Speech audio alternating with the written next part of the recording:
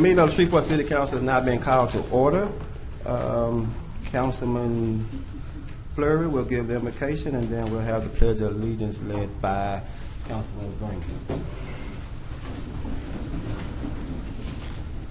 Let us pray. Oh, gracious God, we come to you today with rejoicing hearts. We thank you for this day that we have seen many good blessings. Lord, thank you for those that you've already given. We pray for those of our administration, our mayor, and all the workers that go out daily. I pray for their safety, and God, that you give us wisdom in this council. Help us, oh Lord, to be the shining light on the hill, that the city on the hill, that the folks will see hope and see that we can get along, work together, and come out with good solutions. These things I pray in Christ's holy name. Amen. Amen. Student pledge. Pledge allegiance to the flag of the United States of America and to the republic for which it stands, one nation, under God, indivisible, with liberty and justice for all. Madam Clerk, will you call the roll, please? Councilman Bradford. Present. Councilwoman Fuller. Present. Councilman Nicholson. Present. Councilman Butcher. Present. Councilman Flory.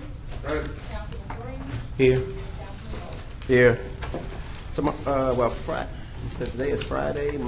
Tuesday, I entertain a motion to approve the minutes from the administrative conference on the 7th, the council meeting that was held on that Tuesday, and also the special meeting we had afterwards. So moved. No, it'll be Tuesday. On Tuesday. Second. Tuesday. That'll be Tuesday. Tuesday, okay. So on Tuesday. Does any, well, before I do that, can I get Attorney Karen to help make understand on the ordinance on the vote? I think we were used to doing it one way, and just tell us exactly how is the way we should motion that. Yes, sir, Mr. Chairman. Thank you. So under the council rules of procedure, to introduce ordinances, all that is required is that a council member move to introduce the ordinance, and then another council member will second that motion. And upon the second, the ordinance is actually introduced. So you do not need to vote to actually introduce the ordinance. That would come later, 2 weeks later, when it appears on the agenda. Then the body would move, second, and vote. Okay. Everybody got that? We clear on that? It's just on introducing. So I think we voted. I think we voted on it. And Councilmember Bradford was asking, is that ordinances and resolutions? No, sir. Just strictly. The rule of procedure is in 1.10, and it's very specific to ordinances only. So on resolutions for introduction, you will still motion, second, and vote. Got it. Thank you so much. Does any council member have any awards, recognition, or distinguished guests at this time? I do, Mr. Chairman. Okay. Councilman Bush? I'd like to call up Mr. Rick Holland. He's got a presentation or just some words he wants to say about an upcoming event. Okay. Mr. Holland. And Mr. Butcher, how are you sir. today and everybody Good. else? Thank you. Lifelong resident, served on ZBA board for 17 years, career banker, been involved in all types of sports activities, produced flag football, national championships here, ran 8 tennis tournaments a year for 20 years, chairman of the Independence Bowl, brought the Saints and Cowboys here in 1998 and again in 2006. So I think it's a great city. There's great opportunity here for really good tourism dollars, and I think that we have a tremendous opportunity to look at the city and to grow it with our youth and keep our youth involved in athletics and sports. It's a lot cheaper than putting them in jail. And so I have some contacts and some opportunities that will be coming up in the future that I will be visiting with y'all in the mayor's time a little bit. One of them, to give you a classic example, is I'm working with the group now to bring Drew Brees flag football league. It's called Football in America. There'll be a league that's be held at LSUS. Those details have been worked out. It'll start this spring. Kids from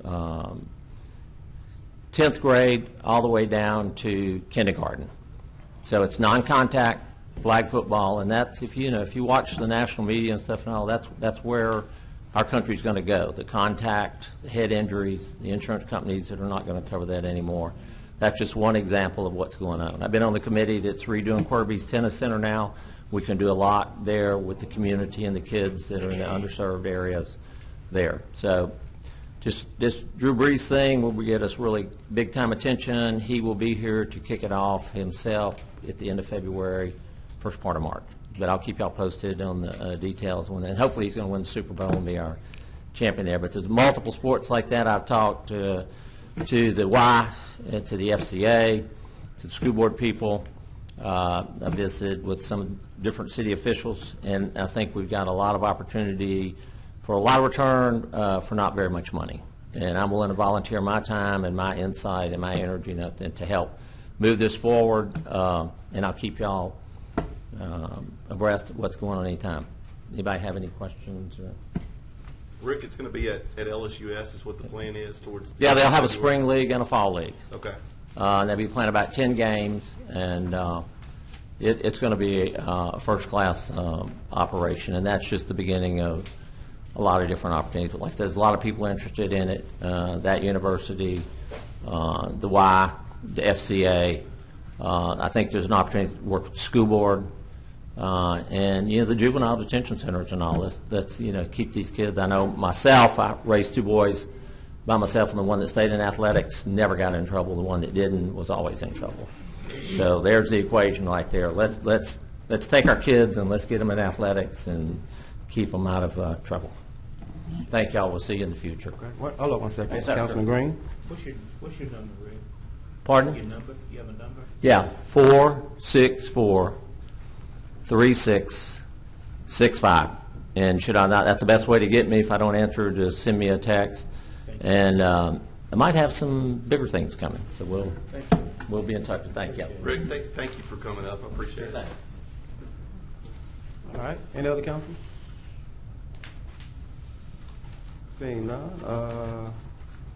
Mayor Perkins, do you have any? Yes, we just sent out a press release from the mayor's office acknowledging retired Lieutenant General Tom Jones that will be taking over as the interim airport director.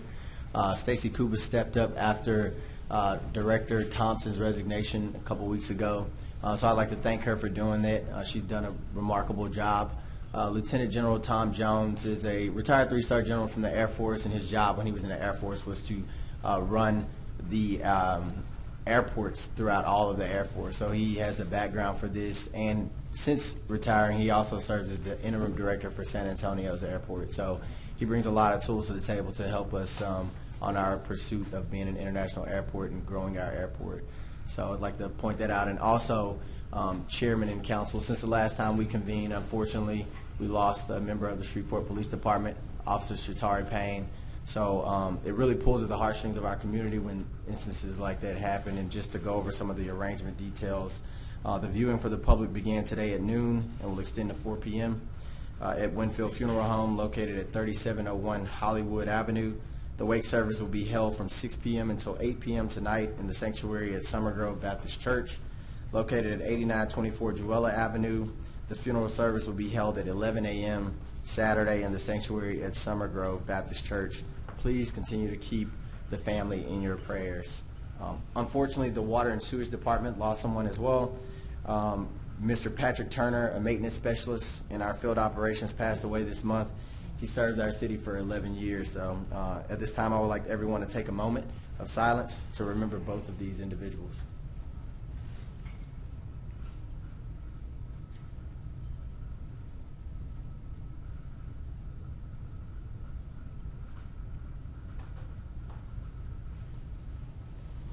Thank you, Mr. Chairman.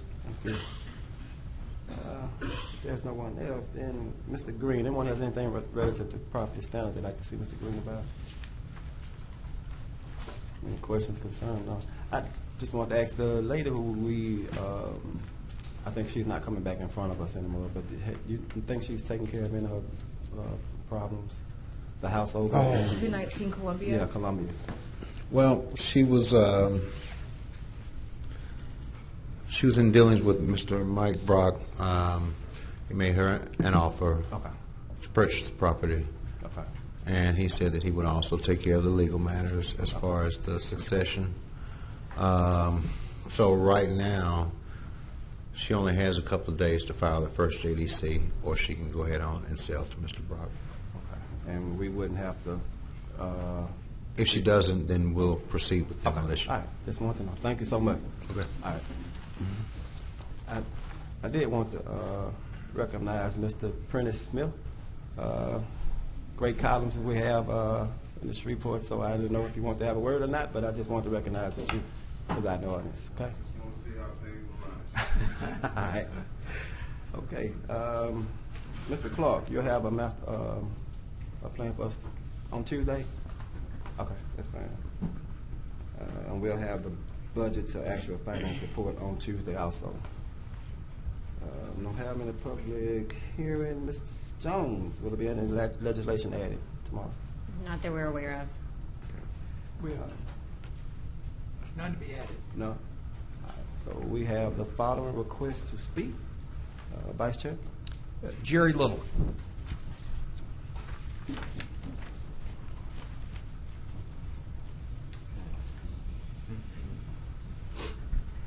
Hi, I'm not a seasoned speaker, so if I tell something wrong, Good just let me know. Ma'am, if you could state your name and your address, please, I'd appreciate that. Okay, my name's Jerry Little. I'm at 717 Milam Street, downtown Shreveport. Thank you for letting me speak. My company is Little Realty. I'm a real estate broker, and I manage two townhome communities over in southeast Shreveport in Grayson's district. It's River Oaks and Village Green. There's Woodstone and a few others right there. So my question is about the garbage fee, the fee that's coming up. I have a lot of questions about that particular thing, and I had called our councilman just to see if they might know some of the answers. But in communities like townhouses, it's not just $18. It's $60,000 for one and $30,000 for the other one, which is pretty stressful on the homeowners. And so I was curious if there's a possibility that if that's the end, if there would be some type of stair-step increase, like in small increments, to make it more palatable for the homeowners and for the associations like myself, or if there's going to be some type of opt-out and we use commercial dumpsters and that sort of thing for the communities. If any of those rules are really hard, set in stone or anything like that, I'd love to have some details on that so I can plan. Our budgets are already out. I can't really just all of a sudden come up with $60,000. But I understand the need. I'm just looking at it logical, and I'm hoping that this would be talked about in the work session. Yes, I completely agree. So that number is the number that we need to get to meet the two ends, to make sure our sanitation workers are making a comparable wages for the region, and also to make sure that we're healthy fiscally as a community. In the way we get there, the details in which we work with organizations like yourself, I'm looking forward to working with council members on how to do that so it's as least burdensome as possible. Okay. Well, if I need to go in a work session, let me know. Thank And you. also, excuse me, Thank you, can I ma'am. get the information about where you are? Give me your number. John Perkins.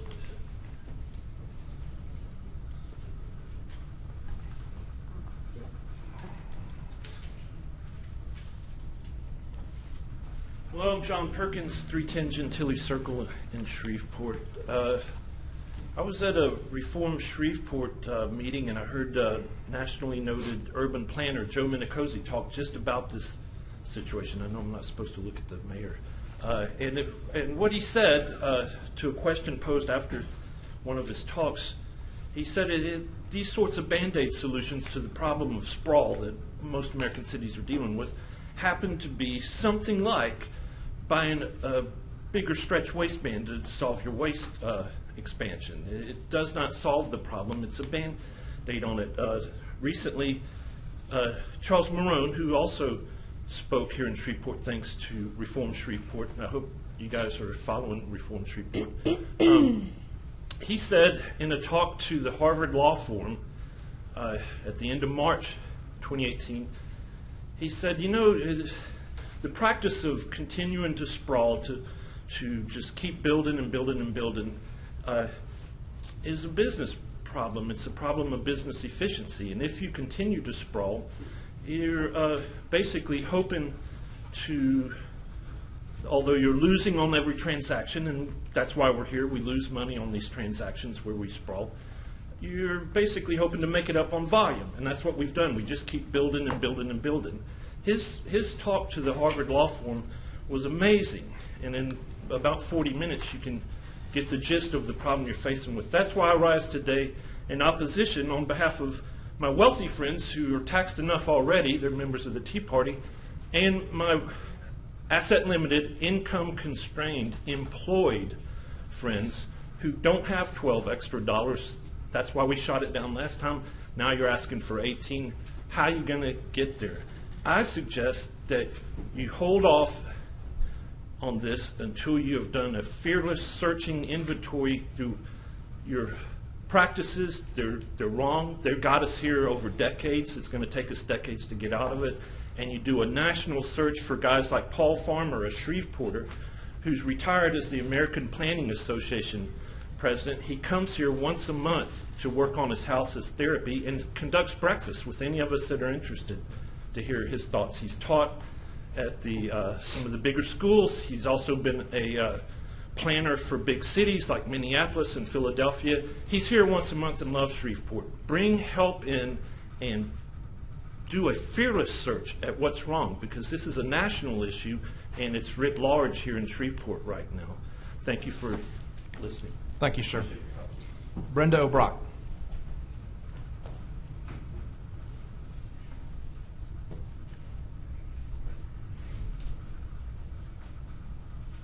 Ms. O'Brock, good afternoon. If you could state your name and your address, please. Yes, Brenda O'Brock, 248 Lake Point Drive, Shreveport. It's nice to see new faces, and it's good to have a fresh start. And I thank you, councilman, who answered my call today, Fleury, Chairman Bowman, and Mr. Green. I appreciate it. I sent all of you an email, and some of you probably read it. And what I have seen in Shreveport for a long time, because I was born here and that was a long time ago, is that we keep striving, but we never arrive at so many things.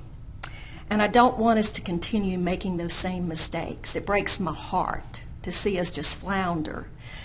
Now, one thing I sent you in this email, I'm going to read it to you because it's an excerpt out of an investigation that Channel 3 did. One of the companies Braggs worked for was Triton Water Technologies, which got $7.4 million contract during the Glover administration to install new water meters, an automatic meter reading system, and software. The meter reading system never worked right, and it is no longer in use, meaning all meters have to be read manually. This is disgusting. I am for every city worker and everybody who works hard in our city to get incentives and to get increases in wages. I am for that 100%, especially you who work hard and work for we the people. We have the money. You know we have the money. We need to cut government waste. I am not for any increases in water bills. The little ladies in our city that I stand and speak for today, that would be a struggle for them. It would be a shame to put this on them when our city has the money. Thank you, ma'am. Ms. Beth Foster.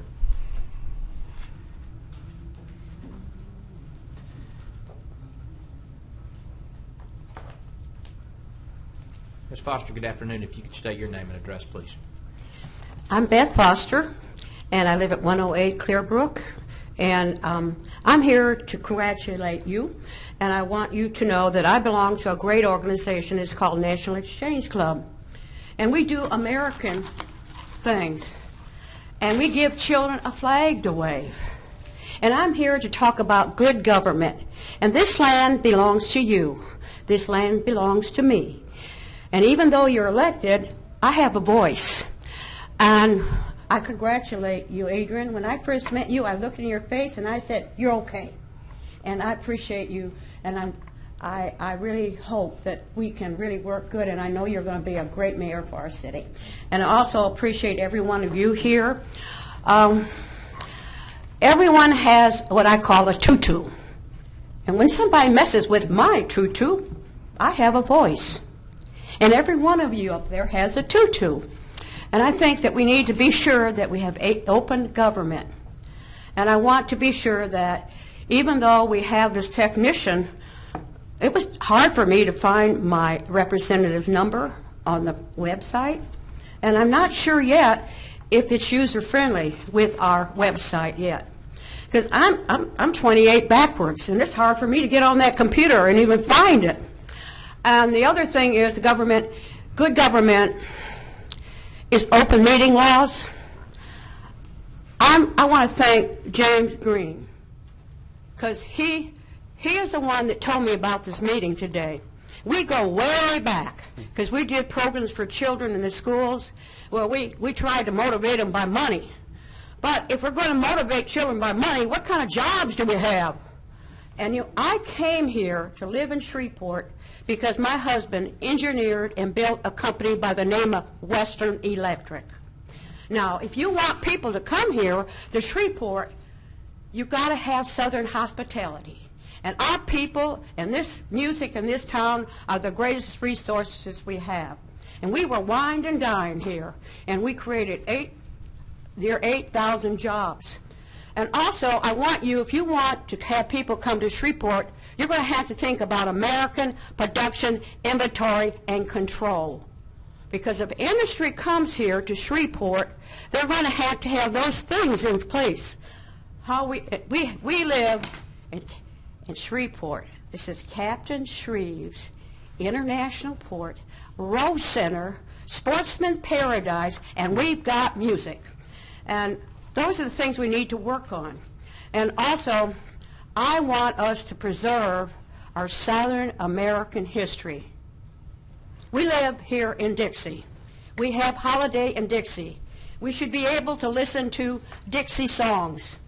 And I want to get Southern American history back in cattle schools. But anyway, congratulations. And I think we're concerned about policemen. Ms. Foster, I'm sorry to interrupt you. Your time The main is expired. thing is a point of entry in our policemen is not user-friendly, and that's why my life right now is in danger. And it's not user-friendly at the point of entry into our justice system. And right now, I'm not happy with the police. Thank you. Thank you, Ms. Foster. So, anyway, these are for you. Pat? Take one and pass them down.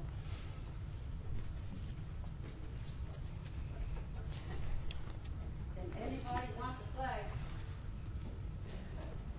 Mr. Billy Roy, and I'm sorry I can't read your last name. I believe it's Wagner. Wayne. Thank you.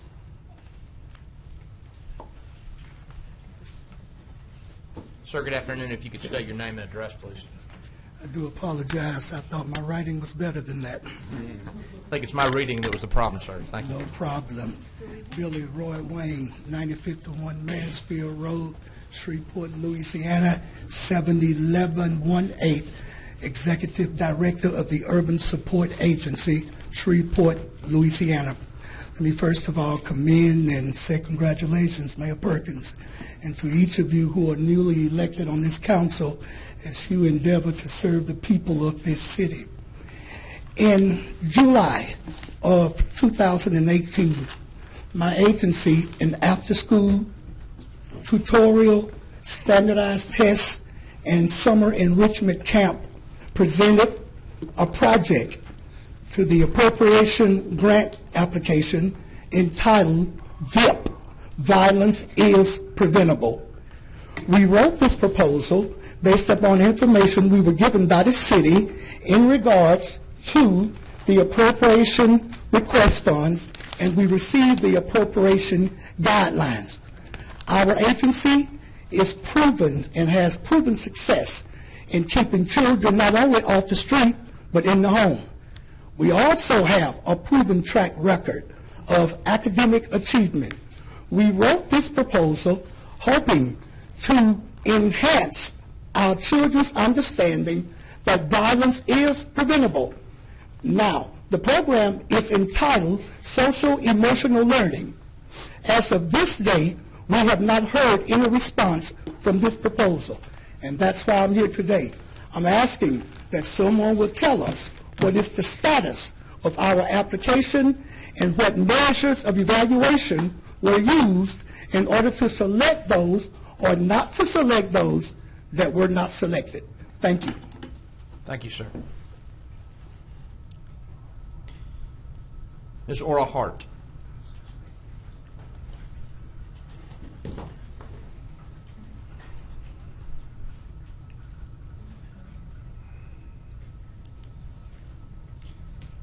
Ms. Hart, good afternoon. How are you? I'm fine. How are you? To Mayor Perkins, and the council, my name is Ora Hart. I live at 6911 Bethany Street, Shreveport, Louisiana, 71106. I would like to say I am prepared to speak to you, but I only found out about this meeting. Thank you, Councilman Green and Ms. Fuller that also returned my call. So I appreciate it. I was watching the news and I saw the mayor's presentation. And inasmuch as I'd like to say, Mayor, that I believe that something does need to happen in Shreveport as far as the charge for the service that we get. But I'd also like to say that I heard the $18, and I believe a lot of talk needs to take place about that. I personally have no blue garbage can, but I pay for it anyway. I don't believe that the young lady told her age backwards. I won't do the same, but I am a senior citizen, and I probably don't put a garbage can out but probably once a month. So I did take some pictures, and I'm not savvy enough to have sent all of you the pictures that I took from my community, because I believe that there's a service that's given that we don't all get. And the people who use this service need to pay for it. If I'm a landlord and my tenant moves and I empty her garbage or all her old furniture or his old furniture out on the sidewalk, I should pay for that. Not the neighbor next door, the neighbor next door to that. I tried to send some pictures about landfills that are not filled by the community people, but they're filled by somebody. People who dump car tires, people who dump mattresses, people who dump all these things certainly should have to pay for them. But I should not have to, my senior citizen neighbor should not have to pay for a service that I don't use. As I said, I don't have a blue trash can, but it's on my water bill anyway. I think that this is something that needs to be spoken to, but really looked at. Sorry, thank you so much. Mm-hmm. All right. We have the following executive. I'm sorry. I just wanted to let you know I have Ms. Hart's photos, and I'll be sharing them with Terry, and you can share with everybody else if you don't mind. All right. We have the following. Somebody ain't working better today. Can everybody hear me well? We would have problems last few meetings. Can you hear me that good? Okay. We have the following executive appointments to be considered on Tuesday. If you would like to call those, Mr. Thompson. I'm sorry, Ms. Jones. Yes, our confirmation appointments is for City Attorney Makisha Creel, for our Chief Technology Officer and Smart Cities Director is Keith Hansen, and the Bureau Chief of Special Programs is Tracy Graham. Okay. I see Ms. Graham. And I see. Mr. Chairman, are you going to allow us to go ahead and expedite it by speaking with them today? I have no problem with that if that's okay with the administration and mayor. I see two. I see. No, yeah, I was going to say one of our appointees, one of our nominees is out of town. Okay. But, Okay. one of them I see Mr. Hanson and I is- see yeah, Ms. two of them Graham. are. So if you want to proceed. Okay. If that's the wish of the council, She'll I'm be- fine with She'll be that. here on Tuesday, I trust. Yeah, let's go ahead so that we can be, we can go and vet them and then we prepare to act on Tuesday. I have no problem with that. If that's okay with the council. All right. Mr. Hanson, would you like to come up, please?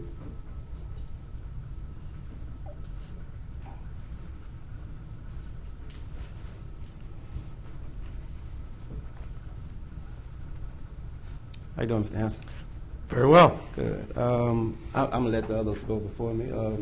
Councilman, that's old, right? Okay. Councilman Braff. Oh, thank you, Mr. Chairman. Mr. Johnson, how are you, sir? Good. While I've been familiar with you, I've seen you around, I did not know your profession, your expertise. Speak in the mic. I need a longer mic. Okay, can you hear me now? Yeah. Yes, sir. Yeah, I was saying that while your personality has been a fixture here in this town, and I've seen you and we've had conversations. I did not know your expertise. The mayor has selected you as the chief technology officer for Shreveport.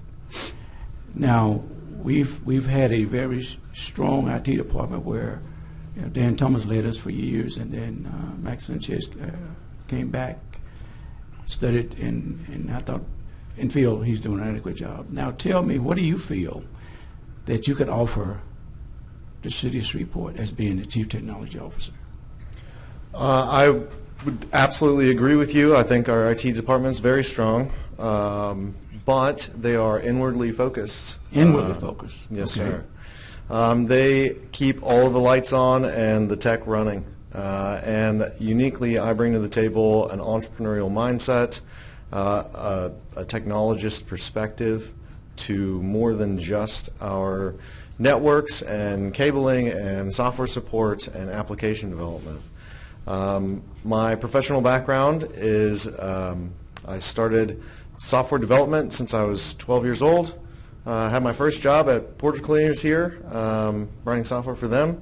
Had to leave Shreveport to find work. Went to Dallas for several years. There, I really cut my teeth in the industry, managed multiple teams and projects for some fairly large businesses and their clients. Upon moving back after getting married, over 10 years ago now, I sought work, couldn't find it again, and started my own freelance and later software development consultancy, Twin Engine Labs. Twin Engine Labs has recently merged with another company into Ruby Shore, and since receiving the nomination, I have divested from all my business interests. What I can bring to the table is a large network of people who I have worked with in the past, as well as a fresh perspective on technology at large. While we have definitely, I think, done a fantastic job in IT and have a fantastic staff there, many of the skills have not been updated in decades. A focus that I would like to push forward is greater training and cross-training. I believe that the institutional knowledge inside of our department in IT is invaluable. And so if we can cross-train that institutional knowledge into modern technology initiatives, then I can help grow our city as well as attract other technology businesses and finally reduce costs across our city. Wow, that's impressive. Now tell me, in regards to merger, a year, 2 years from now, what can this council expect? What changes can we identify? Well, I have a lot of questions and digging to do, but many of the much of the focus initially from me will be cost-cutting exercises across our city. Okay. There are a lot of software systems in place that need to be updated. that are costing us a lot of money. There are a lot of practices that can be improved with technology. The main focus that I have is cost cutting, transparency, tools to help all of you see where our budgets are at and analyze those budgets for cost savings with me, and as well as open data and citizen-facing projects. So opening dialogue with our citizens is another big focus that I'd like to focus on. Are you familiar with the small cells, the technology that these vendors are bringing into the city? Yes, sir. I have been getting up to speed as quickly as I can since I saw that coming down the pipe. Okay.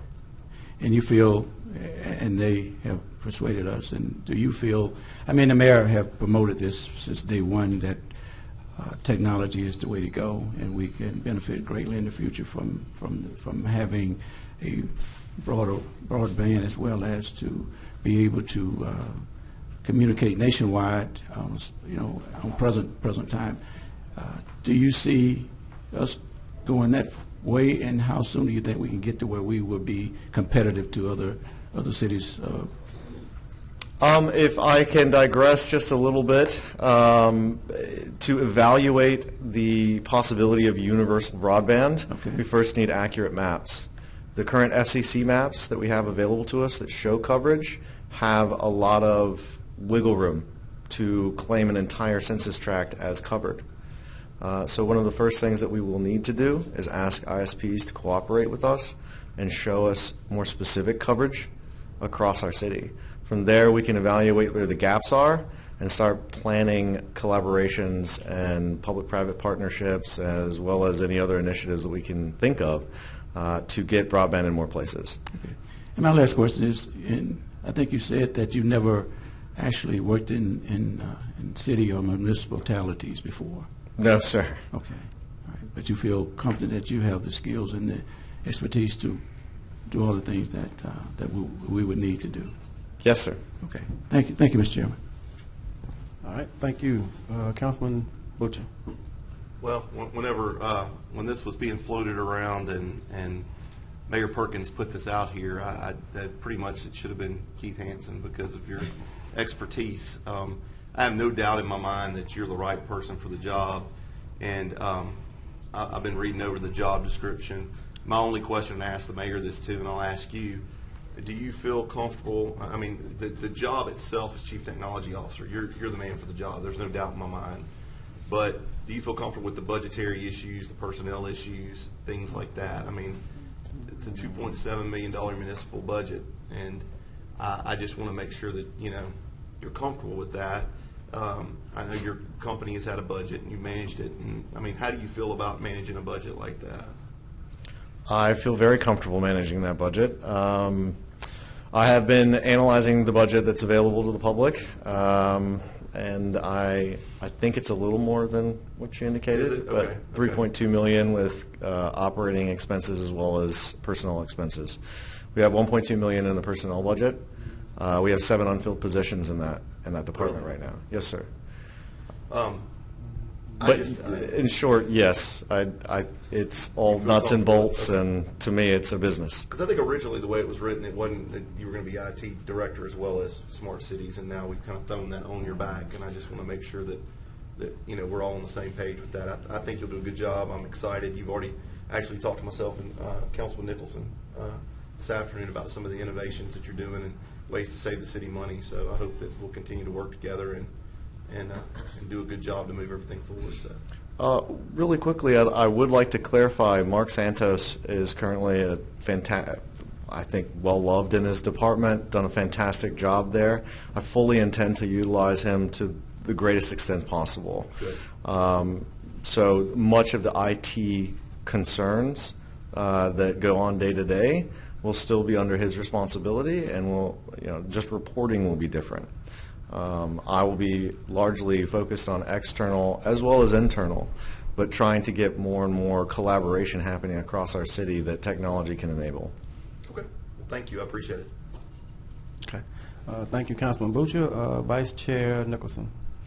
Mr. Hanson, welcome, and I want to thank you for agreeing to take on the role of Chief Technology Officer of our city. As I've told you privately and I've told others, I am excited about the work that I expect you will do for our community, and I think it will be a key part of moving us into the future. You and I have talked at some length privately about some of the cost savings measures you anticipate implementing, and in particular we talked about the transition from analog phones to voice over IP phones. Why don't you tell the council, if you would, what that project looks like and how much money we anticipate saving on an annual basis once that transition is complete? So we currently have landlines like what your parents probably all had and you started out with and all of us have seen on a wall somewhere. There are 1,500 of those in our city today. This project was started by Mark Santos last year. He had to figure out where the budget could come from to even begin this process. They have secured incredible agreements with providers and service providers to allow us to transition without disconnect fees. So each line that gets disconnected that turns into the provider is AT&T. So each line that turns into a voice over IP or SIP capable line, that will not incur any costs for us. In fact, each line that is disconnected we'll be saving more and more on. The only trouble with the plan on it is the rollout and how long it'll take. If we were able to complete all of the city's transition to VoIP lines tomorrow, this could save the city $500,000 yearly that we could easily push somewhere else and leverage dollars for. So we currently have a timeline of, I've been informed, a timeline of roughly a quarter or so to begin rollout of Phase 1. Phase 1 will include the IT department as a test bed, the administration, and then city court and clerks, as well as SPD after that. That is not by far the entire rollout. We will need more budget to do the entire rollout. And as I've been often heard saying, we don't get days on the calendar back. So the sooner that we can push that through, it will open up many more possibilities for us along the lines of customer service. There are many integrations that we can include into the voice over IP rollout for the purposes of customer service. So when you call in, that we can do more with the information coming across the line. As well, this may actually end up being even more further reduced cost, as we may not even need handsets for every single person. If there's a city cell phone given and the person who needs a phone elects, they can just use their cell phone to take on calls at their desk, basically, and it can travel with them. There's a lot to that statement. It's much more complex, but we have those capabilities when we move in this direction. I understand, based on my limited interactions with the IT department of the city, that at least some city employees are using fairly outdated software. And I'll just say that in my view, that is penny wise and pound foolish. If we don't give our employees, for example, current word processing software, and they've got to spend time converting files back and forth to edit, we're wasting time and money. Is that something that is on your radar and that you plan to change? Yes, sir. So it's beyond word processing. There have been many custom applications developed over the years and have not been updated or replaced with cloud software or even off-the-shelf on-premise software, meaning we control it in the computers we control. Much of that has to do with databases that have been created outside of IT's purview. And so what you have is a disparate set of departments that all have their own agendas and their own technology preferences, and it is incredibly difficult for a tech support department to actually know what's going on and support them adequately. So the sooner that we can begin to put policies in place that allow us a chance to get in there and say what the best software may be, as far as pricing, as far as support, et cetera, the better off our entire city is. There are hundreds of databases that one person in IT is aware of that Sandra manages every day. Are we taking good care of Miss Sandra? We should hope that she never falls ill or anything more drastic. That would be difficult for the city, yes. So all of that older software needs to be replaced by modern systems. Modern systems also have an opportunity to reduce costs and reduce maintenance licenses across the board. One of the things that I'd like to begin implementing as soon as I'm confirmed is to create quarterly review cycles of all software and hardware and renegotiate rates when needed and turn that into an automatic process. I've already begun asking for that sort of information and looking at line items in the budgets, and there are a great many pieces of software that, if the effort allows and the time allows, we should be able to replace quickly. There's many other applications that will require interdepartmental cooperation to replace, and so those things will take longer. But we are using everything from Oracle databases, Access databases, MS SQL databases, which are fantastic, PostgreSQL databases, all under one brain right now. And so that's a lot to deal with and a lot to migrate. But as soon as we do, then we will have greater capabilities to give you insight and find insight. Mr. Hanson, I'm well convinced that you're the right man for this job, and I look forward to working with you. Thank you. Thank you.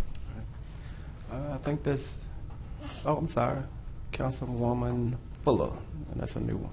I appreciate your ability to maintain composure and talk about all the dry technical stuff, but for the people in the audience and for the citizens, can you just tell us one exciting thing about what it means to have a smart city? So one of the things that I get very excited about, not only is a smart city infrastructure-wise, everybody understands that as soon as we connect all of our traffic lights with fiber, we can do more. We can help the buses run on time when needed, for instance, or connect into high bandwidth applications that allow us to do more in the department. But a smart city is also supposed to work for its citizens. So one of the things that I'm personally excited about is a budget transparency webpage that allows us to all see the budget and more than line items and spreadsheets, but also to see it visualized on the page. Another thing that I'd like to really look at is creating a data warehouse of all the data that the city collects, put in place privacy policies, of course, but as soon as we have a data warehouse of information, we can begin understanding at a much, much deeper level what is happening inside our city and potential cost savings that we can bring to the table. So we could have a more open and more responsive government. Correct. Open data initiatives have always been a passion of mine, and I don't want that to go away anytime soon. Thank you. All right. Thank you, Mr. Hanson. No one else. I appreciate you, and we hope to see you on Tuesday. Thank you. All right. Thank you. Borough Chief of Special Programs is Tracy Graham. Mr. Washington, would you all like to borrow one of the handheld mics from the church for Tuesday? I'm fine. Mayor and council members, I'm glad to be here today. Thank you for having me. Okay. I think Councilman Bradford is on first. Thank you, Mr. Chairman. Ms. Graham, how are you? Doing good. Tell me your background and expertise. My background, my degree is I have a BS in accounting. My background, I started in oil and gas accounting and switched over to the financial industry and had been in banking, have done over probably about 20 years in banking. Most recently, I was a regional vice president for Bancorp South and actually covered the state of Louisiana and southeast Mississippi. So in that, as far as budgets, that was setting, helping to work with budgets for each of those markets, starting from Shreveport all the way to Baton Rouge, Biloxi, Hattiesburg. So each market had their own budget. We had to go over those, and so that's kind of the background is accounting and the financial industry. Thank you. I think at our last meeting, when your position was made whether we would be looking at this new position, it was discussed the job description, and the council wasn't privy to that. What's your understanding of what you will be doing?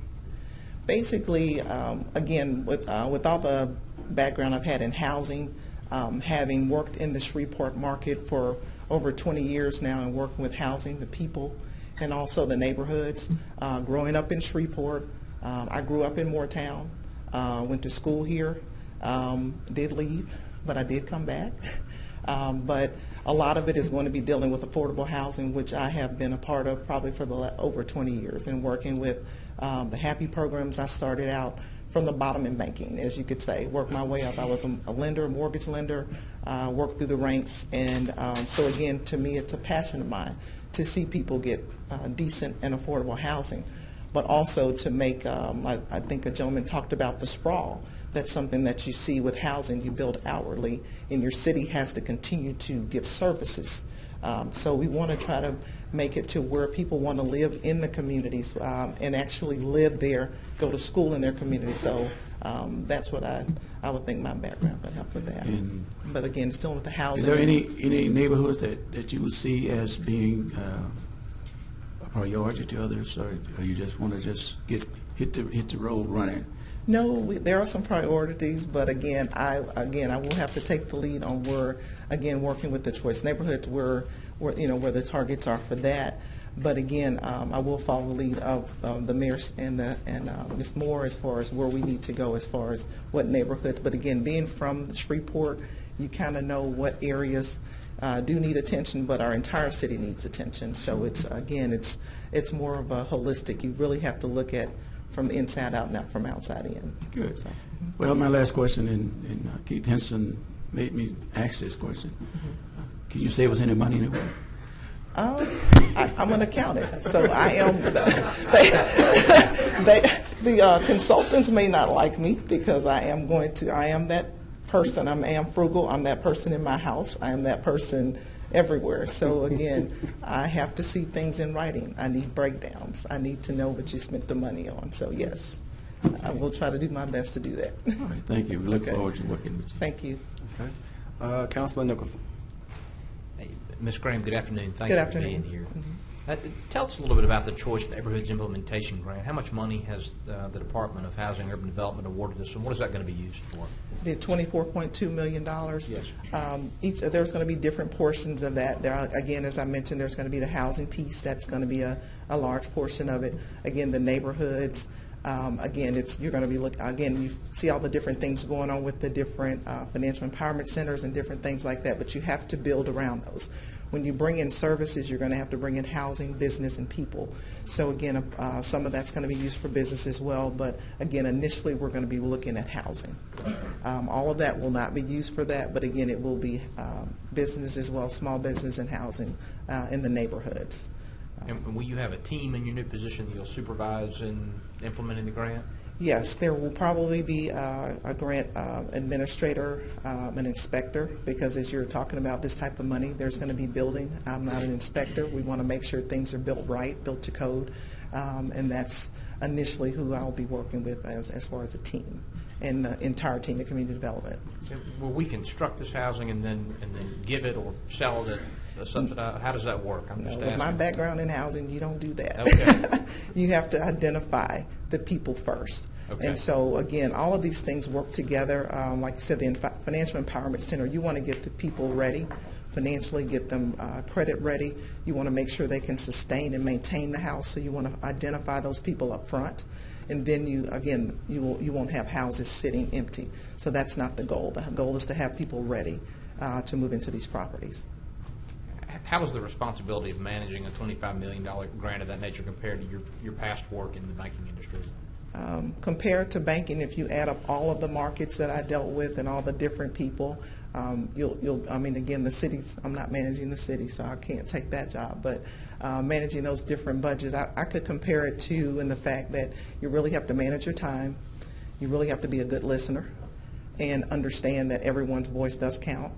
And then if you have a solution, don't come with a problem. Try to sometimes come with a solution. I think that's the biggest thing in this position compared to what I did. Because in the private sector, as you know, you can come with a problem, but your management's going to want to know what's the solution to it. So I think that's key. Thank you. Okay. All right.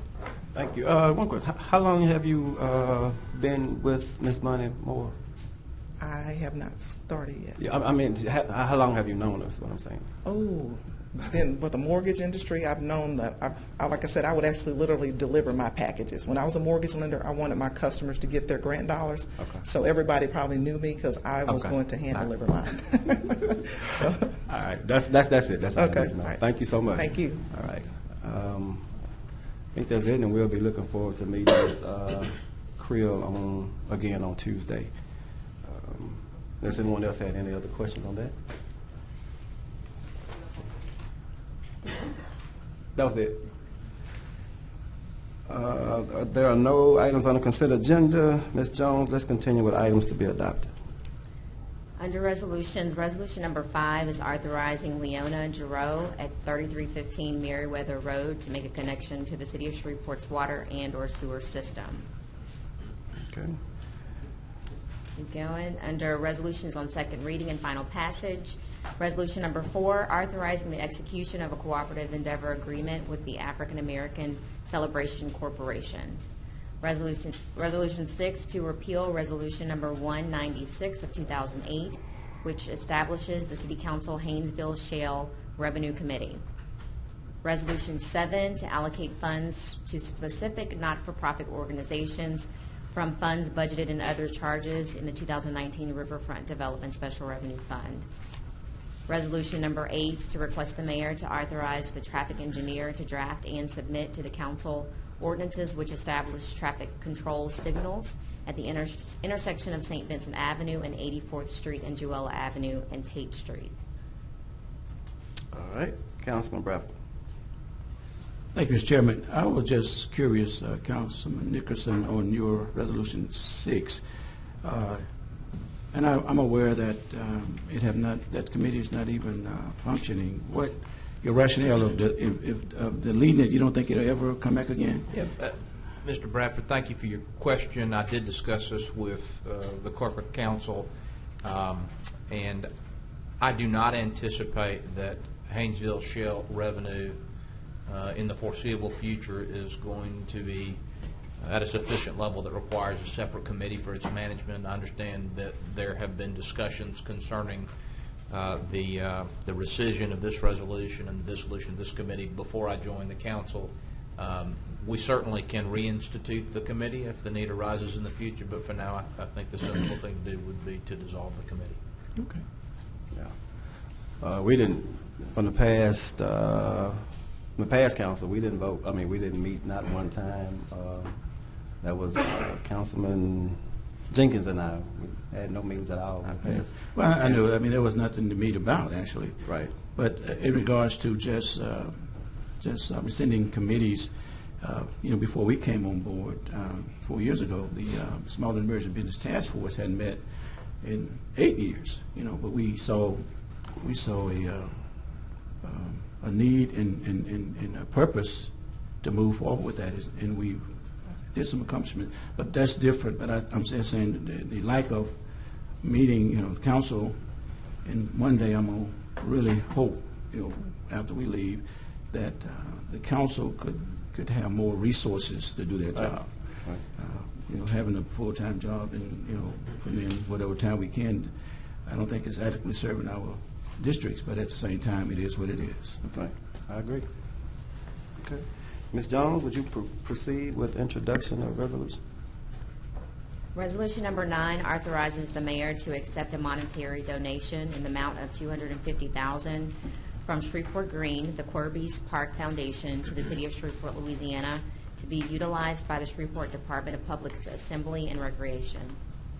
Resolution number 10 authorizes the use of certain city-owned equipment by the National Oceanic and Atmospheric Administration. Resolution number 11 authorizes the use of certain equipment by Robinson Rescue for the Best in Show event.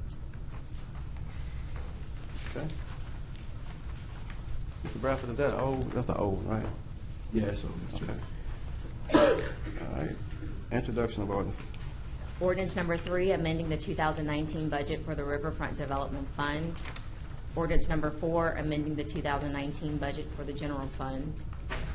Ordinance number 5, authorizing the purchasing agent to advertise for and solicit sealed bids to sell to the highest responsible bidder surplus city-owned immovable property and all improvements thereon located at 700 Cotton Street, Shreveport, Louisiana 71101, commonly referred to as the former Arlington Hotel building.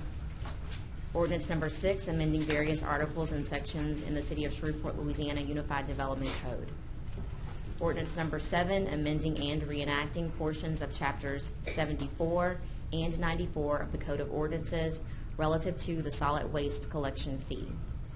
Ordinance number 8, amending and reenacting portions of chapter 26, Article 4, Division 2 of the Code of Ordinances relative to the solid waste collection fee.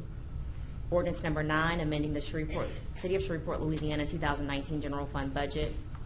Ordinance number 10 is amending the 2019 capital improvements budget.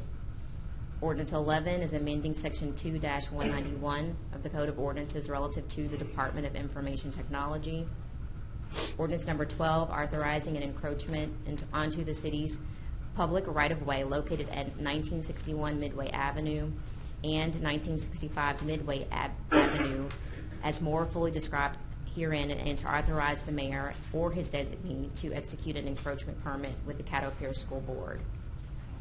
Ordinance 13 is zoning case number C-1-19, an ordinance to amend the official zoning map of the City of Shreveport Unified Development Code by rezoning property located on the west side of Hope Street, approximately 250 feet northwest of Snow Street, Shreveport, Louisiana, Caddo Parish, Louisiana, from R3 Multifamily Residential District to C3 General Commercial District.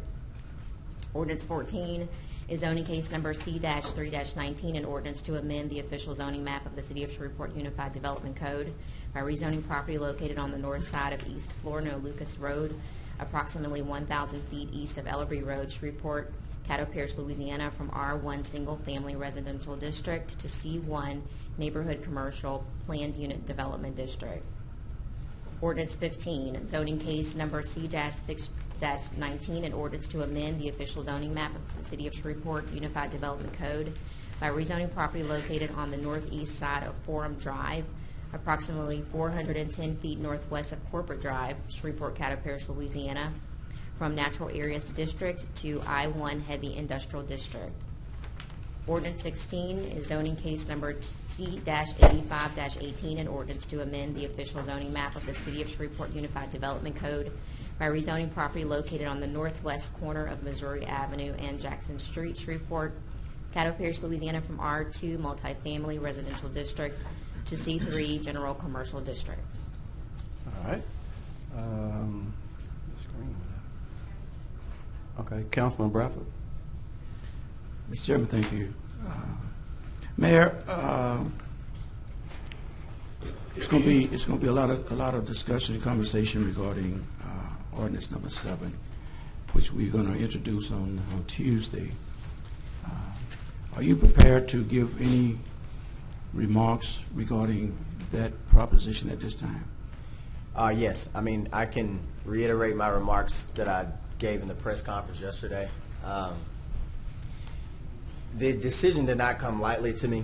I mean, I'm from Shreveport, from a pretty resource-deprived neighborhood, grew up with a single mother, went to bed plenty of nights hungry because I know what it's like to grow up under a budget that's constrained. I know what it's like for the struggling families in our city, but I know right now the city is under a clock. And what I mean by under a clock is not just our sanitation workers that by the day we're getting fewer and fewer. So we're seeing trash piled up, and it really became an acute problem over the holidays. But wages are only going to go up. The more urgent clock is the fact that credit rating agencies right now are looking at Shreveport and our reserve numbers don't match the city's policy or credit rating agency's policies right now. The city's policy is that we should be at 7% of our operating budget, which is $15 million. The credit rating agencies prefer us to be at 8%, which is $18 million, and we're at $3.1 million.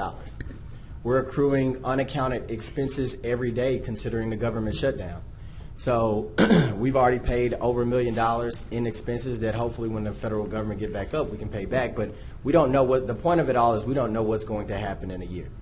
I don't want, when the credit agencies come to check on us, for us to be downgraded once again. We were downgraded in 2017 from a AA to an A, and we're looking to be downgraded to an A-. What that'll do if we get downgraded again is put an even heavier financial burden on the future constituents of this city, and I don't want to do that. This is a very tough decision, but I'm very confident that it's the right decision. Mr. Chairman, I have a couple of comments that I would like to make. Yes, sir. First of all, let me say unequivocally that I believe in Mayor Perkins. I supported him for his election, and I viewed him as a very intelligent, smart, progressive visionary, and I still think he's going to provide that type of leadership. Now, Willie Bradford would go on record of willing to pay $18, $28, $38 to ensure that our city workers would be entitled to a raise. I'm not talking about only our solid waste sanitary workers. I think we got classified and unclassified workers who fit in that same category as far as making a salary that's compatible to their peers. It's a problem that we did not create. The bond rating scenario is a problem that we did not create. The previous council and the previous council and the previous council both passed budgets knowing that our bond ratings statistically was out of ordinance, out of what we needed to have. Now, I said that to say this, and I use this analogy often, and I say we see things not as they are, we see things as we are. We see Shreveport not as Shreveport is, but we see Shreveport as we are. If you live in one section of Shreveport, you see Shreveport that way. If you live in another section of Shreveport, you see Shreveport that way. Several years ago, I invited two entities here to make a presentation before the council. The first person I invited here was Calvin Young, who was the CEO and president of a company called PowerPoint Associates. Mr. Young gave us an analysis of Shreveport. The economic disparities that exist within Shreveport. That Shreveport is not the city that it was 10, 20, even 30 years ago. Shreveport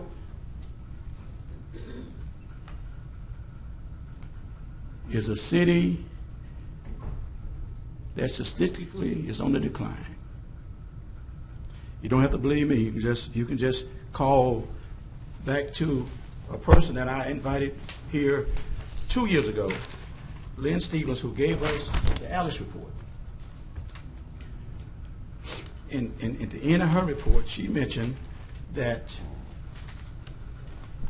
if we don't address some issues, then 10 or 12 years from now, we would not know Shreveport as it is even today. Mr. Young gave me some statistics, and I will share these with the council. But I thought it was important that I bring these today and share them with you, Mayor, as well. Now, again, we're going to have to recognize who is Shreveport. Statistically, Shreveport is 58% African-American city, where 48% of Shreveport live on or below the poverty level.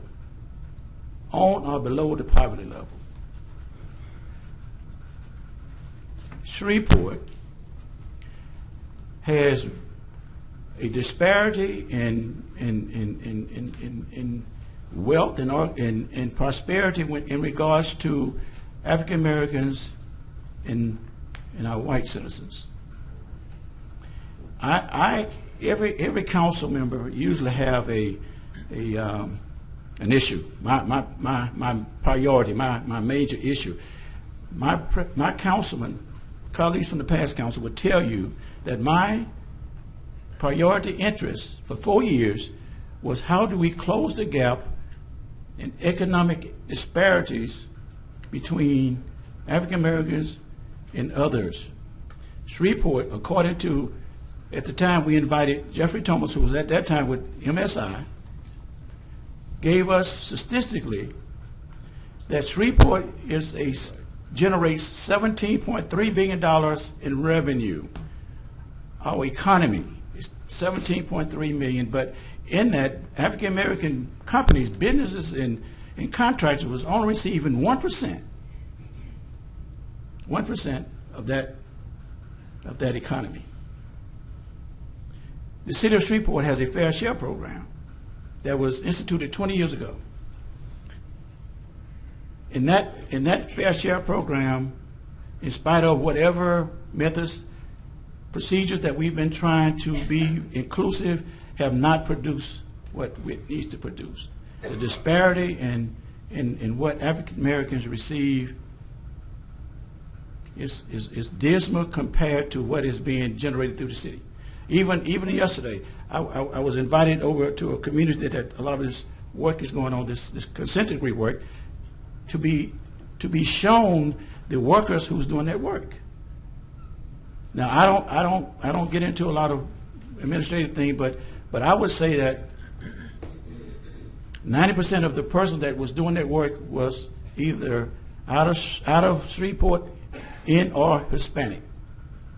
I saw no African Americans working on any of those projects. Now, I'm just saying what I'm saying. Okay. Now, when we start talking about a one-size-fits-all solution, a resolution to a problem in Shreveport, we cannot respond to it as a one-size-fits-all solution. For example, in Mr. Young's report, in my district, I'm just going to use two districts. In my district, District A, which has a 75% black population, but I'm gonna go even less than that. I'm going to Allendale, Lakeside, MLK. The median household income in those three neighborhoods, which makes up 80% of my district, is $21,500. Allendale, Lakeside, the Cooper Road, Cherokee Park, the minimum household income is $21,500, the average. Now, if you go out to Southern Loop, Southern Trace, Long Lake, that vicinity, which is basically majority white with a very strong middle upper class base, the average household income out there is $127,000. Now, if we assess any fee, it's disproportionate. It's not reasonable to say we're going to put a fee in MLK, which they only have an income of $21,500, and put the same fee in a community that has a $100,000 base household income. Now, I mean, we can work at it, but I'm just saying I think that is not fair. to even look at that proposition, including the fact that, I mean, those Packers are parked right over here on Kings Highway. When they leave that yard, they can create and go inside of 3132, and they can serve the majority of that population. To run a Packer out on Southern Loop is about, what, 20 miles out?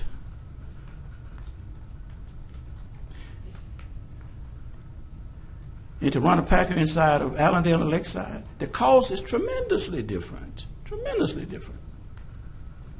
You know, I think we got to consider Shreveport, not as we see it, but as the reality of Shreveport.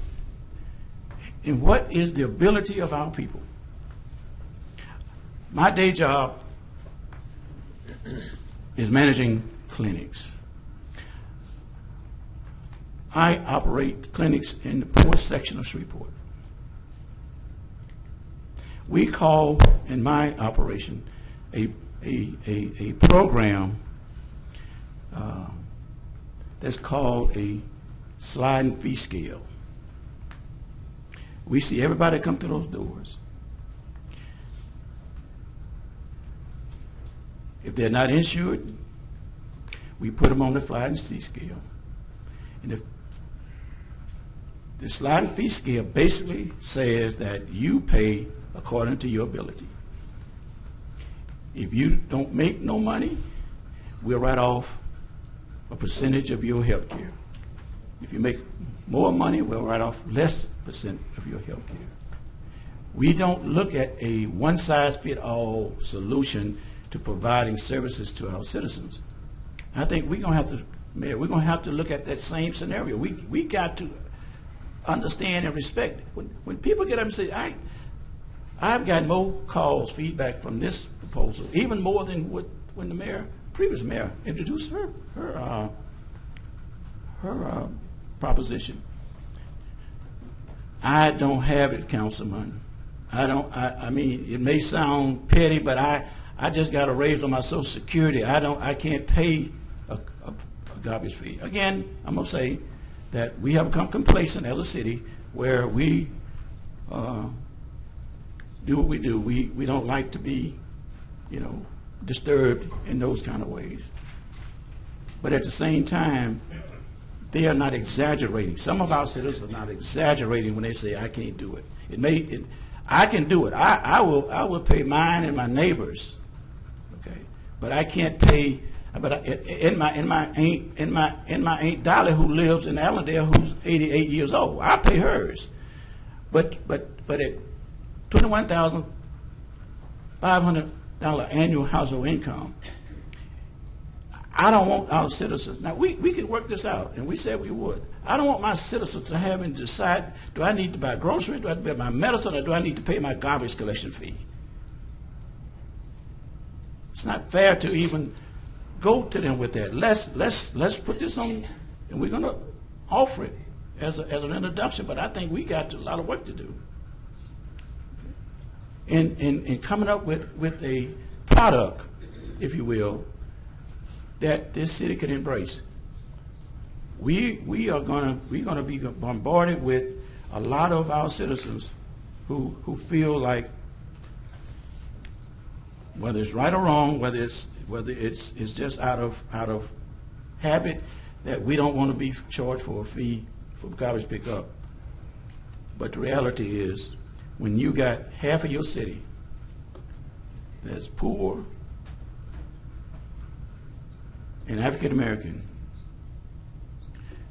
we have to identify that and recognize how we're going to get around that. We see Shreveport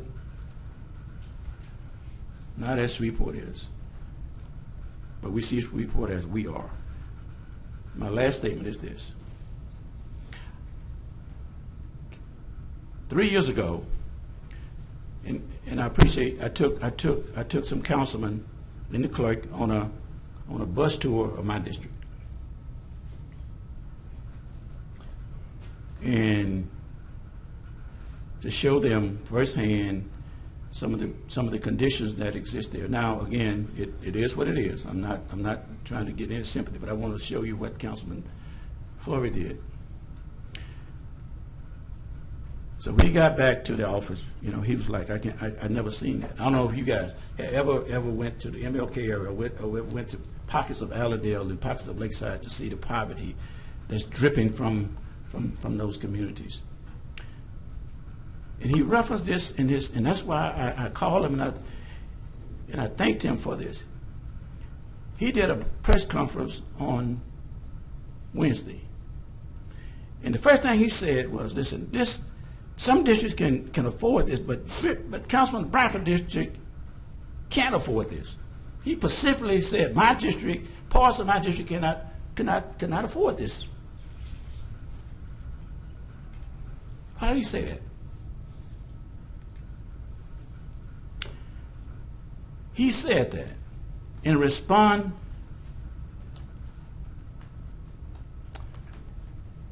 to a scripture. I think it's in Matthew, where Jesus went around villages.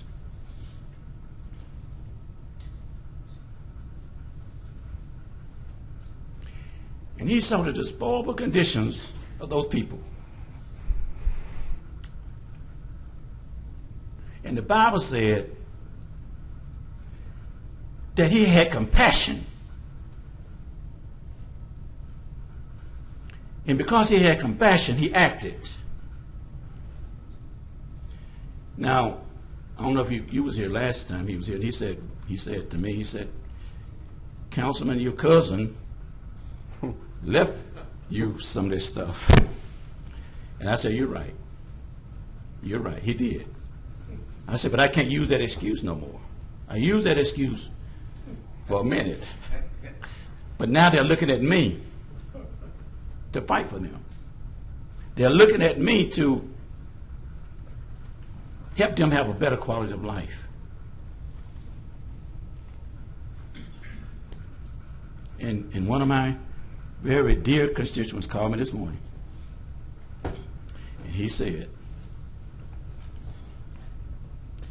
we put you back on the council.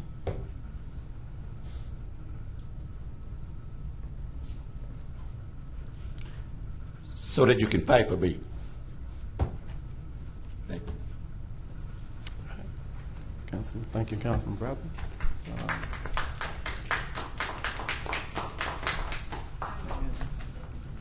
right. Vice Chair Nicholson. Mr. Chairman, I share Councilman Bradford's concern about the impact that a fee would have on the neediest members of our community, and I fully expect that if the council passes that fee, there will be provision made for some relief for those who qualify for assistance. That's something that we do for water. I understand from a conversation I had in which Councilwoman Fuller educated me this morning, and I think that's something we ought to do here. But I will also say this.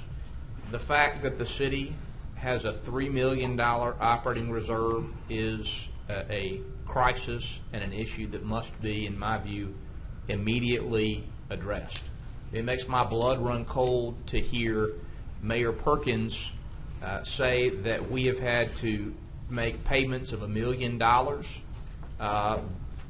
that we didn't expect we were going to have to make because of the federal government shutdown.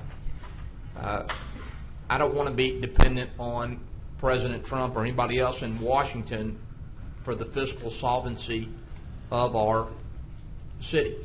So we've got to address this right away. I look forward to a thorough discussion and evaluation of other options with my colleagues on the council after this ordinance is introduced. But we must take action. The members of this council are personally responsible for the fiscal stability of our city.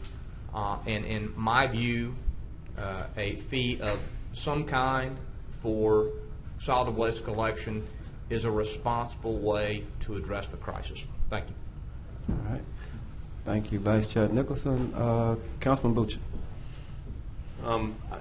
I see several people in the audience that unfortunately I have probably received, I told the mayor today, somewhere in the range of 30 to 40 emails over the last 3 to 4 days, and probably 10 to 15 calls. Like Councilman Bradford said, you know, we have day jobs, and you try to juggle both of them and do everything you can. And in my day job, I have the opportunity to visit pretty much every neighborhood in this city. I'm a real estate appraiser, and poor people, rich people, middle class people, they all get mortgages on their homes. I go in these houses. I see how a lot of these people live. It is a concern of mine that we may be putting too much burden on the poorer people in our community with this.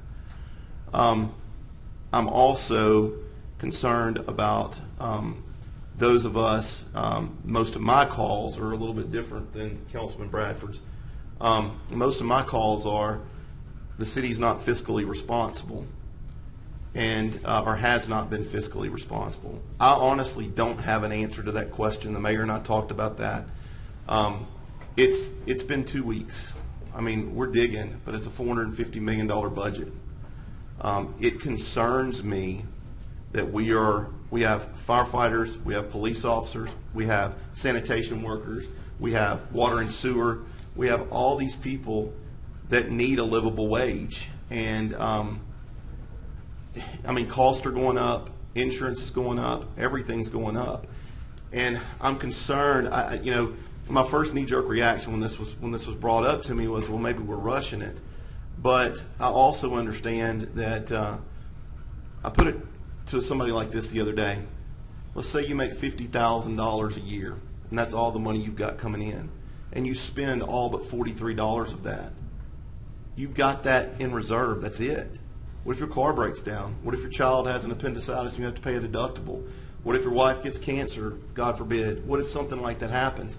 We've got to build this reserve up. I don't know, and I don't see anything that's a short-term answer other than what the mayor's proposing. Now, having said that, I'm not saying I'm voting for it. I want to hear what everybody has to say, and I'm trying my best to return all the calls. Ms. Hart, I called you back on the way up here, and then I went in a meeting at 1, and I don't know if you tried to call me back or not, but I did. Same thing with Ms. Foster. I've just been so overwhelmed trying to figure out ways. We've met, we've talked. I believe that there's some other options on the table that we could look at.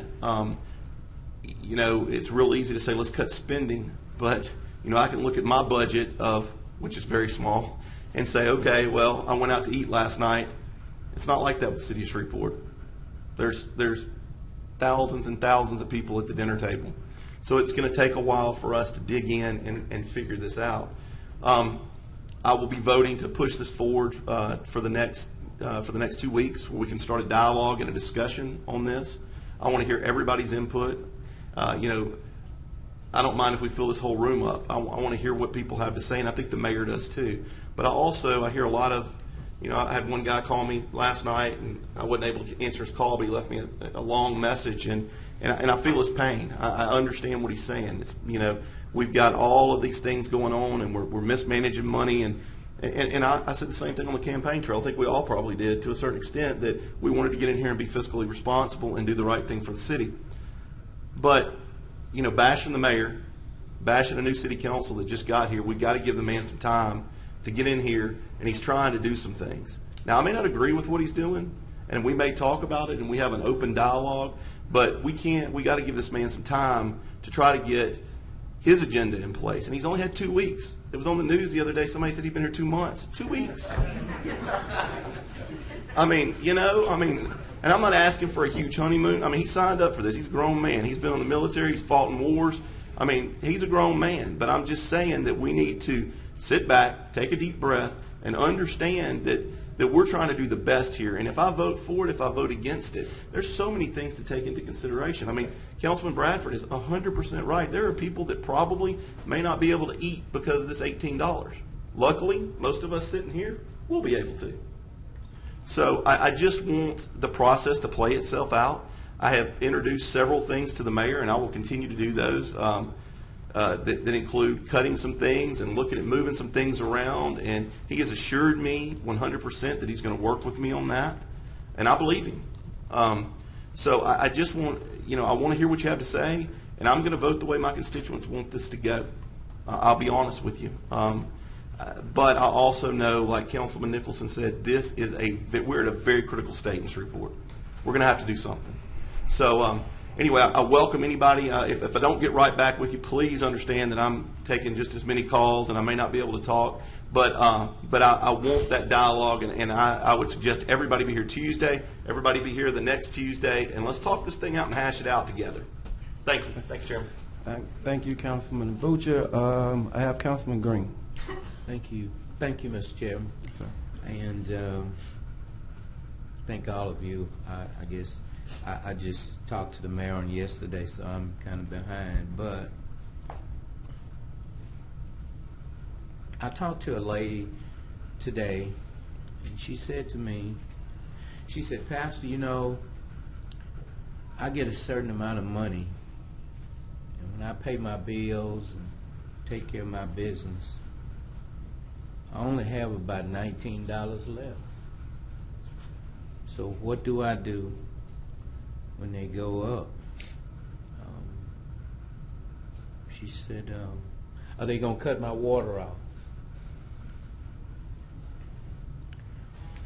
And so some folk in the audience today that I talked to a lot of, Mayor, I got a cousin said he met you on the campaign trail. He gave me a message to give you, but I can only give you the church version.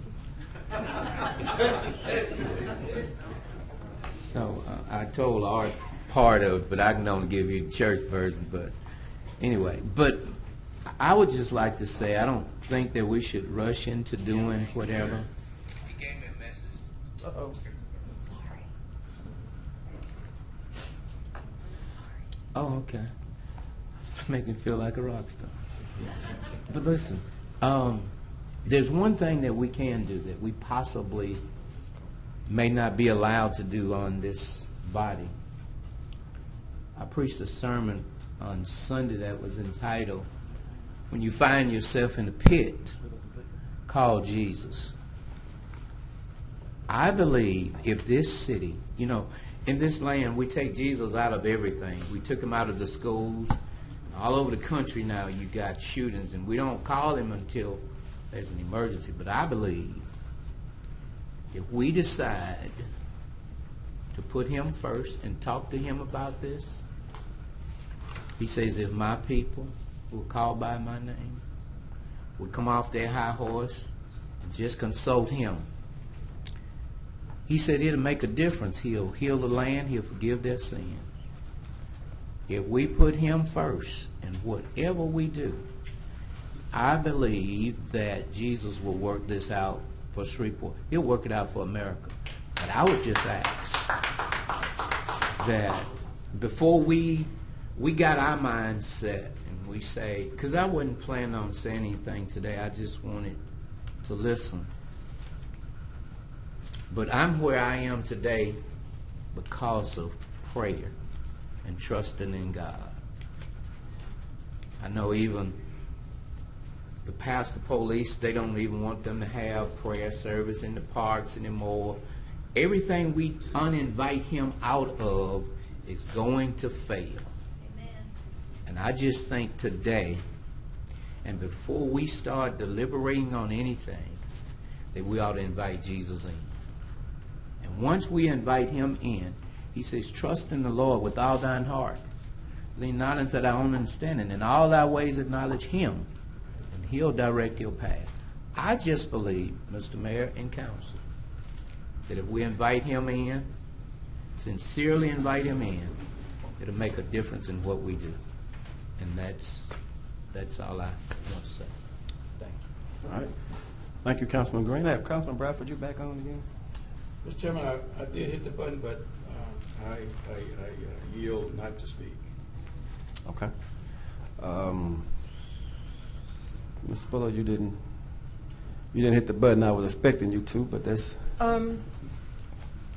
I've spoken with quite a few people in my district, and at least one person from Councilman Nicholson's district, and I hope he calls that person back and has a nice conversation. I do too. He called me as well. Thank you.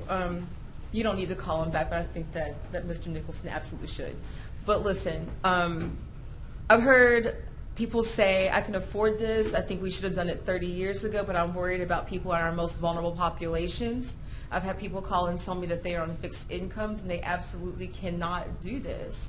And I would like to see us make some sort of stipulation or that will allow people a waiver of some sort for hardship if we're going forward with this.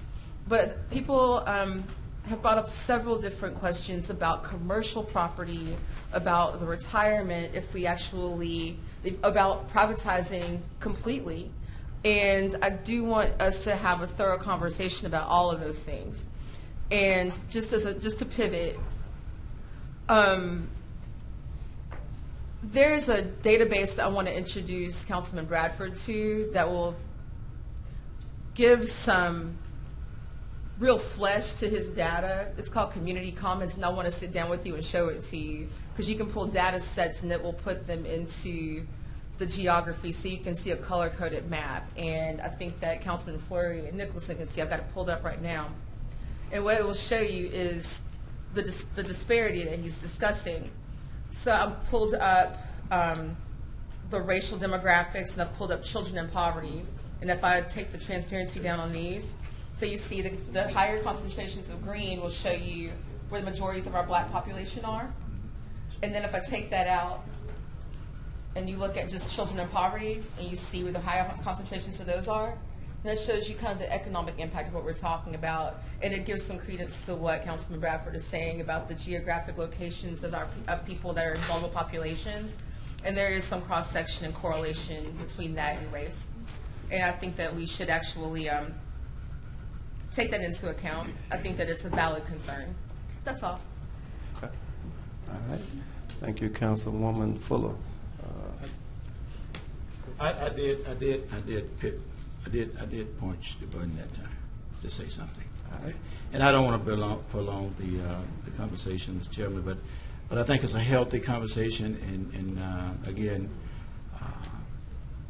I believe in Mayor Perkins, and I think we're going to work with him to accomplish what we need to accomplish. Two things I want to say. Now, what do you see, Mayor, as one to raises or addressing the reserve fund? What's more? I mean, what do you? I know you got them connected. Yeah. But which one is more pressing in your opinion? As far as time goes, it's the reserve, because we don't know when the credit rating agencies can come and audit us. So as far, it can be today, it can be tomorrow. So we have no idea what time when they're going to come. But again, I point out we already have sanitation workers that are walking off the job, and that started in December, so that's happening as well. So as far as time goes, I would say the reserve is the bigger issue. But both are, equitable in the grand scheme of things. That's why I talk about them both. You will acknowledge, though, that the previous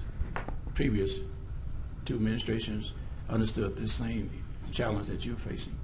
Yeah, no, and I will say that, but two previous administrations ago, their credit rating wasn't as low as ours was, and then the previous administrations got downgraded to where we are in August of 17 with a negative outlook.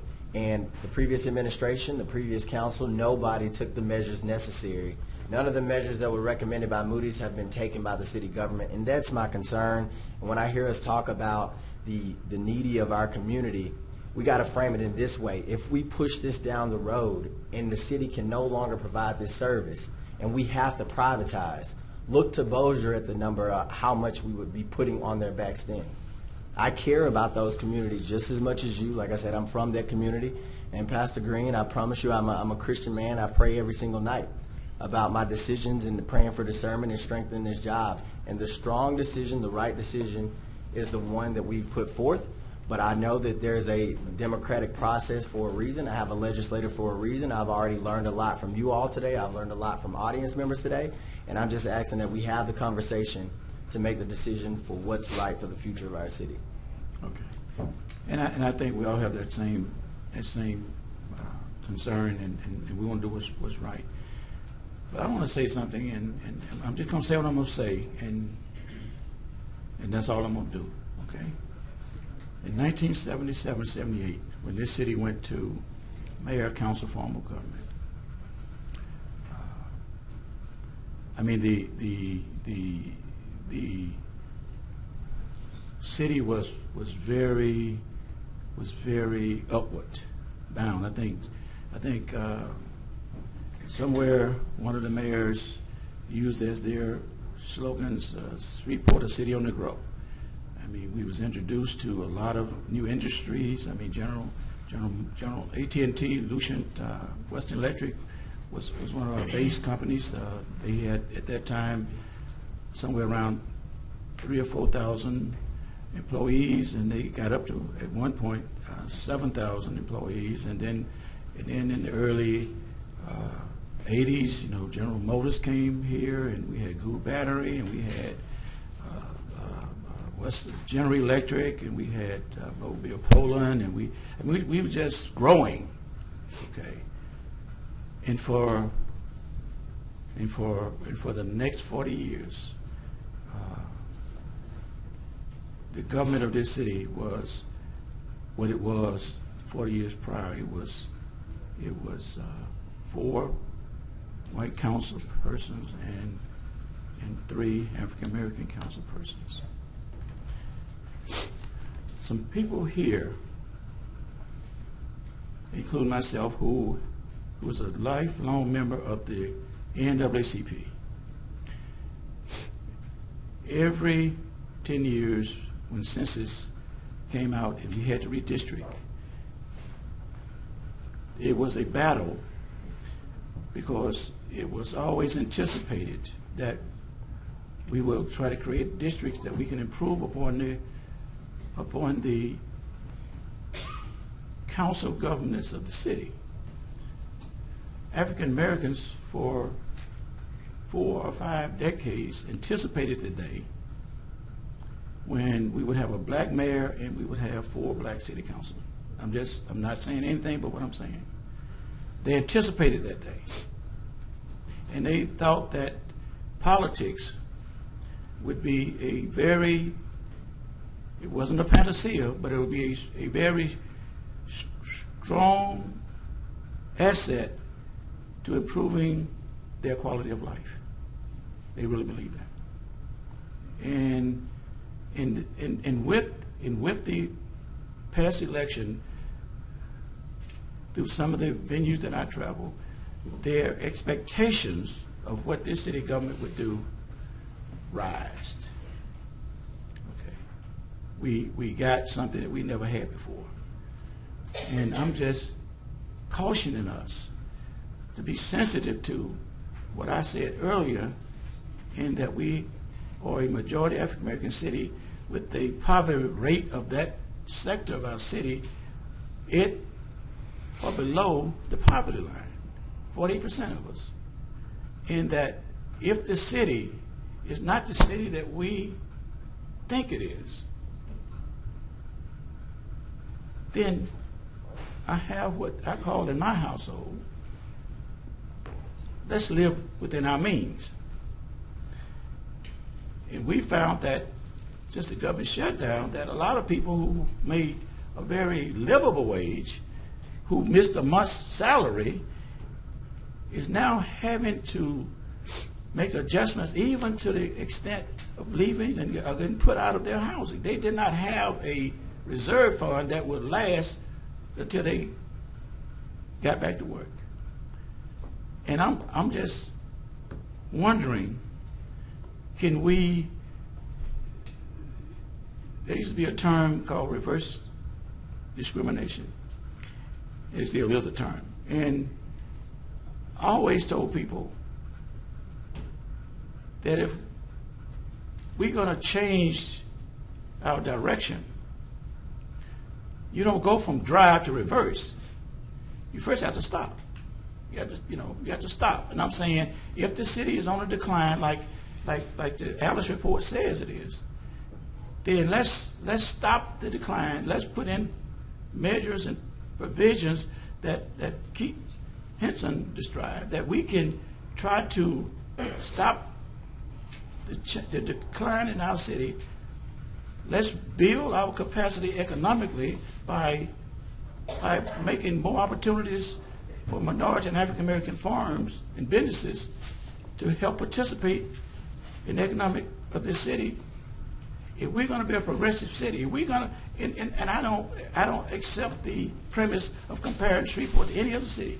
I've seen other cities, Little Rock and Jackson, Mississippi, for example. There is always a conscience that we're going to fight if we don't do the right thing, especially when African Americans become a majority of that population of politicians. And I'm not just dispelling that can't happen in Shreveport, but I'm just saying if we can show this city over the next year or so that we have become prudent and responsible with their resources, that we can ask the city to engage us in what we think would be something that would be a meaningful solution to our inability to grow as a city. And that's what I think we ought to, before discussion. I'm like the other councilmen. I appreciate them. That the discussion has begun. We can talk about compromise, but we need to give them something positive to look at. It's what you call the sandwich technique. The sandwich technique goes like this. If you want to address the problem, you first discuss something positive. If I was to talk to my wife, for instance, I would say, honey, you're the most beautiful wife. You does all this great stuff for me and the children and the grandchildren. Then I would come back and say, but you, in the middle, I would say, but you spend too much money. You shop too much. Stay out of Dillard's, honey. I'm taking notes, Councilman. And then, It's being recorded. and then you come back on the other side of the sandwich. You say, but I want you to know I love you, and if we're going to move and do great things in the future, you get the sandwich and we move. Let's try to create a sandwich technique for the city. Mr. Chairman, I'm sorry. I was on my soapbox, but I won't do it again. Thank you very much. All right, I have Councilwoman Fuller. Councilman Bradford, you made a lovely and valid point earlier about economic disparity and race. You're a little bit long-winded. I think you are a wonderful gentleman. How'd I do, y'all? Hey, you got it.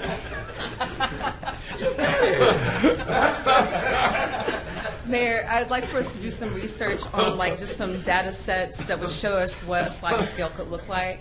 Okay. Like pairing different economic points as far as what we know about the incomes of our citizens and what the goal is that we're trying to achieve and what those numbers could look like that we could actually get away with.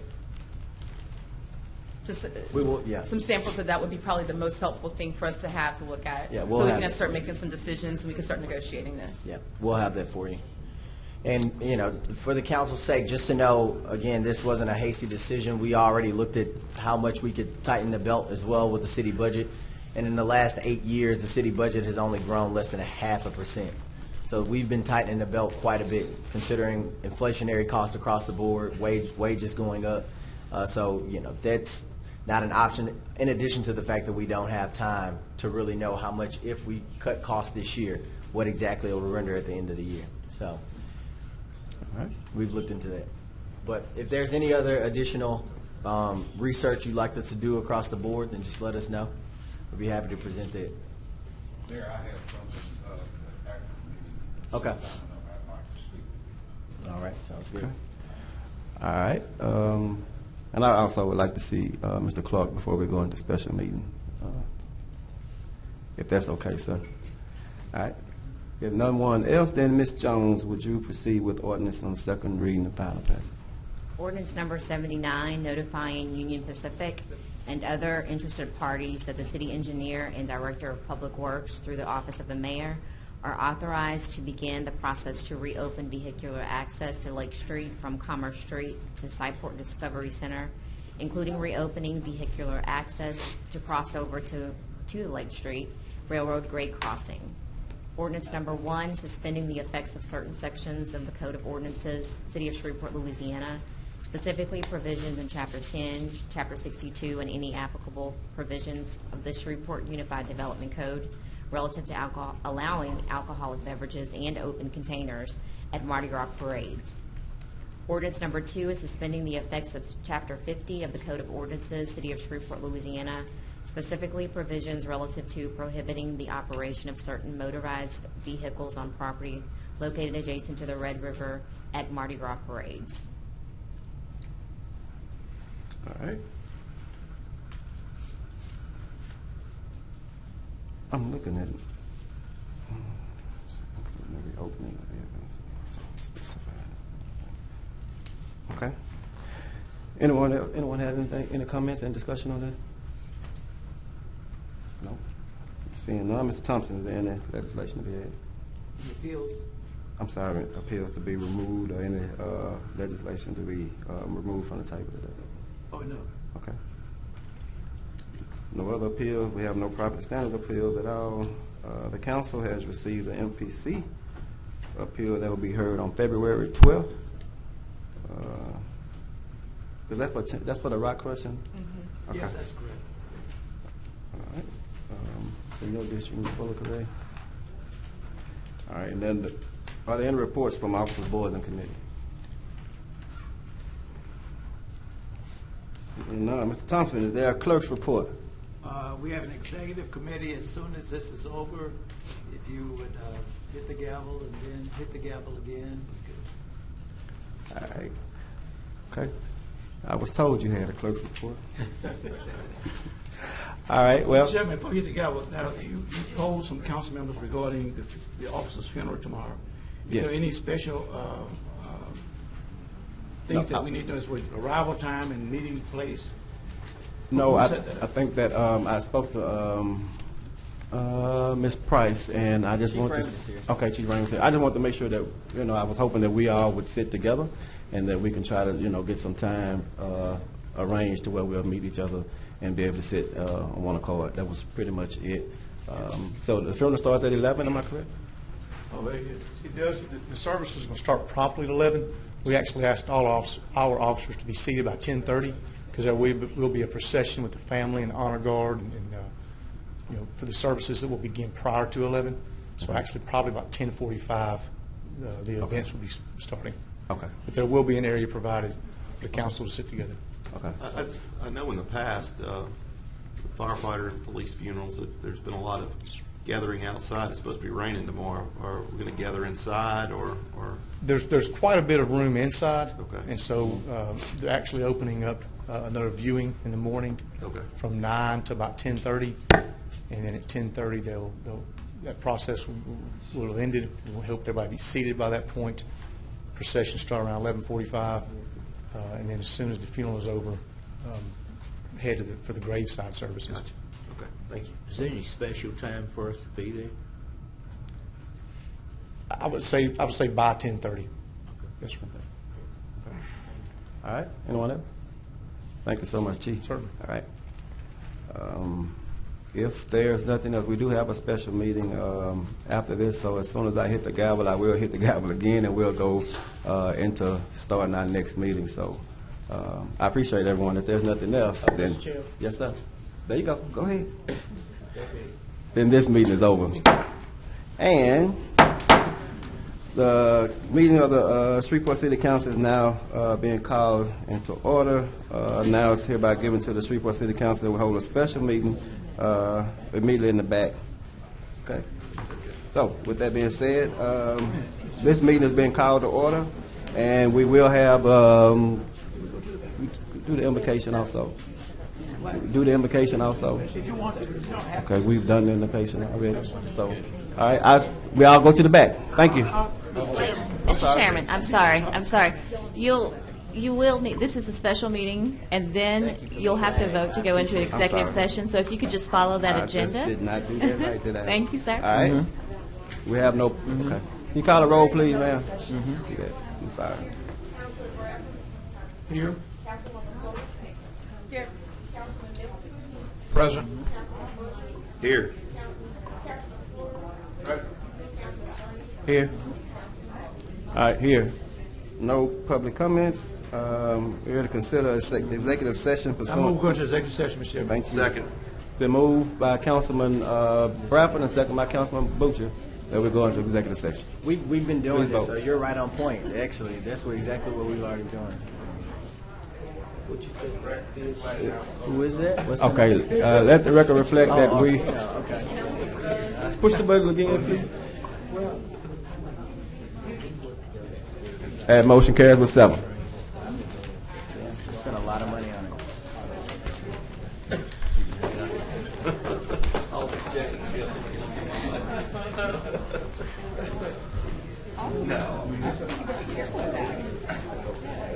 Especially if you get any questions. Yeah.